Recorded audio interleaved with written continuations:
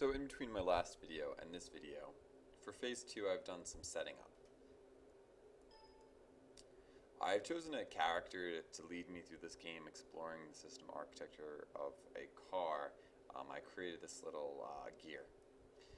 Then I figured I would need 4 other objects in my game. I would need a box in which my questions were written, so I created this sprite called question. And then I created 3 different possible choices. I called them choice A, choice B, and choice C. For my question sprite, I added 2 additional costumes for the second and third questions. For the most part, I just clicked right on the costume, like here, and then duplicated it. I right-clicked and I selected duplicate. And then I would edit the duplicated copy so it looked the way I wanted. In this case, I erased the text and rewrote the question for the second level. In most instances, in the case of the sprites, I uploaded a clip art image, like I did here for the gas can. This was straight from the internet, a clip art picture of a cartoon gas can. I needed to make sure that it appeared in the center of the space, so I selected this set rotation center option, these crosshairs in the top right hand corner, and you always want to make sure these are near the center of your picture, kind of like the belly button of your picture.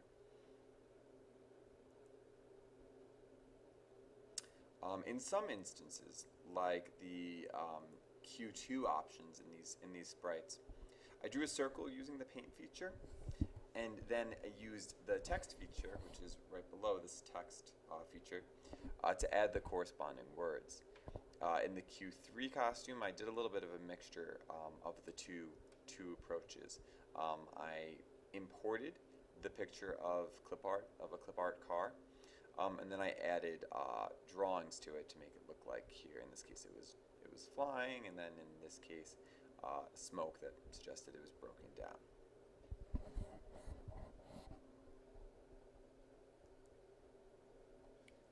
I've also made changes to the stage. If you click on the stage over here, you will see there are 3 backdrops. I uploaded, in addition to this cartoon garage that starts the game, cartoon pictures of this is a picture of an engine, and then a cartoon highway. I'm going to start by making sure that everything looks the way it should at the beginning of the game. That means that I need to show the garage first, so I'm going to select background 1. The question that should be asked is about input, so I'm going to make sure that does ask that. And the choices should all be different sources of energy. So I want to make sure I go back to the gas can, and then I have the water over here. Alright, so now that I have this looking, I believe this is the way I want it. I want to first make sure that everything, as far as coding is concerned, I want to make sure everything always resets this way. When I click begin over, this is what I should see. In other words, when I click the green flag, really that's kind of when I want everything to reset and look this way. I'm going to go to events and select when green flag clicked. I'm going to drag that into, we'll start with the water bucket. And then I'm going to go to motion. Now underneath over here where it says go to, the objects on this stage all are located on X and Y coordinates on different axes that you can manipulate. So right now its current location, if I click the I, is 192, Y negative 128, and this is actually synced up here in these go to commands. So I want it to go exactly to the spot. This is synced up to that spot. So when the green flag's clicked, again an event, when green flag's clicked, the motion I want it to do is to simply go to that location.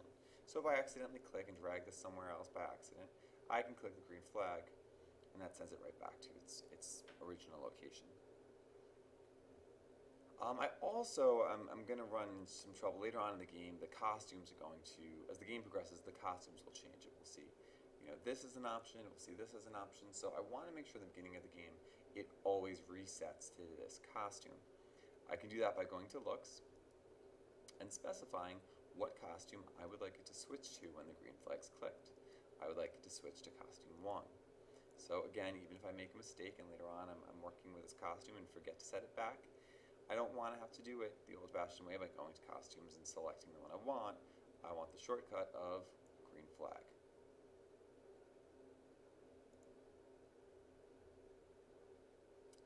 So I want to create these reset conditions for all of the parts, and that's what I'm going to do before proceeding. So I've put all of these reset conditions with all of the sprites. Now, one thing I also want to make sure I do is tell the background the way it should look in the beginning. And as the game progresses, the background will also change. So I'm going to go here and also select when green flag clicked. And underneath the looks, I can switch the backdrop to what it is I want it to look like. And I want it to look like background 1. And background 1 is something I named. You'll notice my highway is actually, I kept the same name as the file, but I'm going to change that to background 3 to avoid future confusion. So now if I click the green flag, I should see what I see at the beginning of the game, and that's a really important thing because as you're going through and making changes, you kind of want to make sure you can always just quickly get back to the beginning. So once you've created these reset conditions, it's time to use variables to let the game know what question we're on. So, for example, when the green flag is clicked, I want the game to know we're starting at level 1. The level 1 answer is going to be different from the level 2 answer, so we need to be clear in defining these variables. Let's click on Data, right here, underneath Sound and Pen, and select Make a Variable. Alright, we want this to be for all sprites, but if you make the variable underneath an existing sprite, they might ask you, hey, do you want this variable to just be for this sprite? This one we're going to put on the background, so I'm going to make sure stage is selected, make a variable, and make sure it's for all sprites. I'm going to call it level.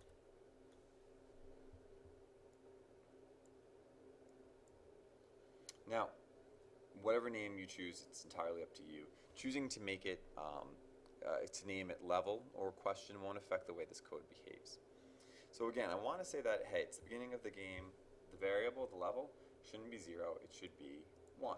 So when the green flag is clicked, not only should we switch the backdrop to 1, but we want to set level to a certain number. I'm going to select this little box and make sure that the number reads 1.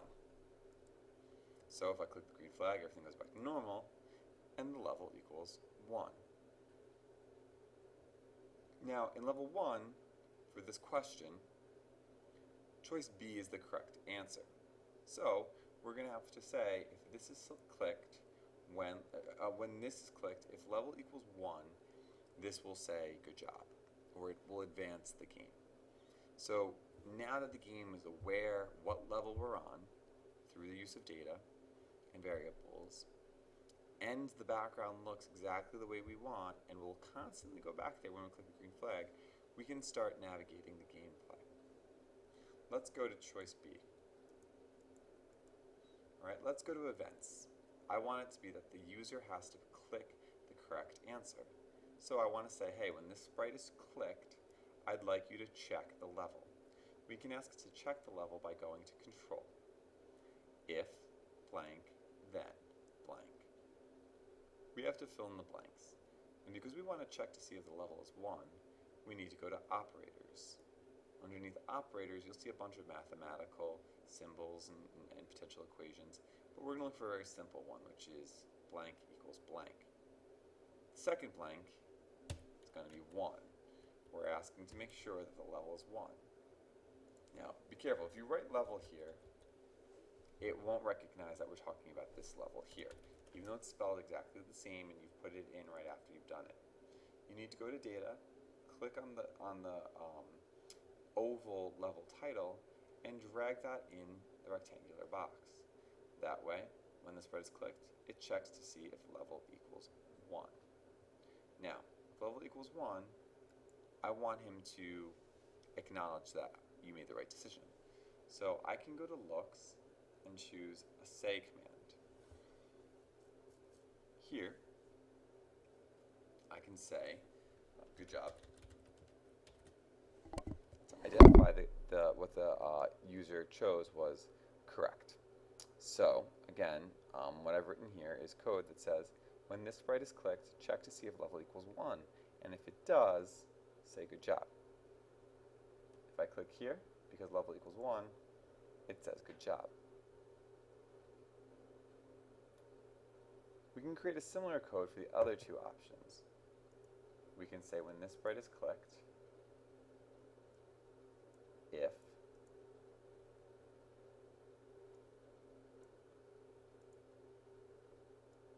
level equals 1,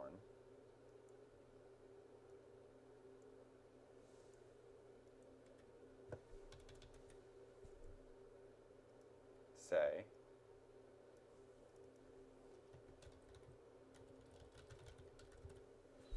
sorry, try again. Again, I can right click and just clean this up. Now if you ever want to copy code into another sprite, you can just click on it and drag it and hold it over the sprite you want to add it to. That way when I click on choice C, I see that that code has transferred over. Basically it's the same instructions.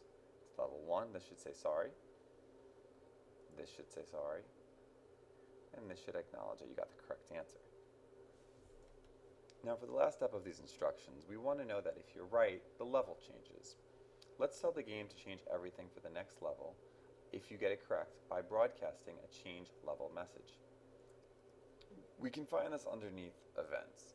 If we go to events, you'll see there's this option to broadcast a message. I'm going to click on that and drag it in. I'm then going to say if the level equals 1, say good job, but please also broadcast change to level 2. This is different from the say option, only because it's the programmer who sees the message you choose here. It's kind of like a stage manager from behind the curtains whispering to all of the objects on the stage. The audience, the game player, doesn't see it, but you see it, and it's a way of manipulating the action on stage. Let's broadcast change to level 2. Now when I'm clicking on this, I'm actually broadcasting this message after 2 seconds. And I want everyone to respond accordingly. Let's tell the characters when they receive that message to change to their level 2 costumes. So when I receive the message change to level 2, I should switch my costume to Q2. Again, this is the same code that choice C should receive, and choice A. Again, this is incorrect. I click here. This is good job. And all of these change to their next question. I can click green flag, and everything goes back to normal. Other things that should change include the question. When I receive, I should switch my costume, question 2. And my background should change. So you're going to see like how we can really use these broadcast messages to kind of control the game and make it kind of do what we need in a direct, more straightforward way. So I'm going to click the green flag to make sure everything goes back to normal and just kind of check to see what we have. If I click the gas can, we advance to the next level, but the level still says number 1, and if I click this answer, it still says good job, even though I have to change the sizing of this, it's incorrect. Not only when I receive change level 2 should I switch the backdrop, but I should also set level now to the number 2. Green flag, gas can, good job. The level will become 2, the question will be fitting for level 2, and the choices will need to be modified, but that's where the choices will be. We can continue building our game like this, all the while recognizing the role each part plays in the system. If something does not work, we should go back and investigate what piece might not be in the right part. And while we can complain about how sometimes computers don't do their job, this is one time when the responsibility falls entirely on the programmer, and you need to debug and kind of go through your code to see what might be the problem. Good luck, and let me know if you have any questions.